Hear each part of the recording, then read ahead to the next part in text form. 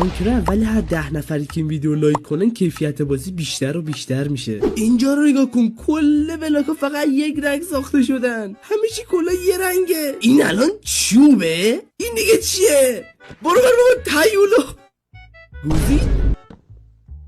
او یکم کیفیت بهتر شد. شما بود یکم کیفیت بهتر کردین؟ چقدر که رفتی تیبل زشتیه. همین الان دوبار بزن رو صفحه تا کیفیت بازی بیشتر بشه.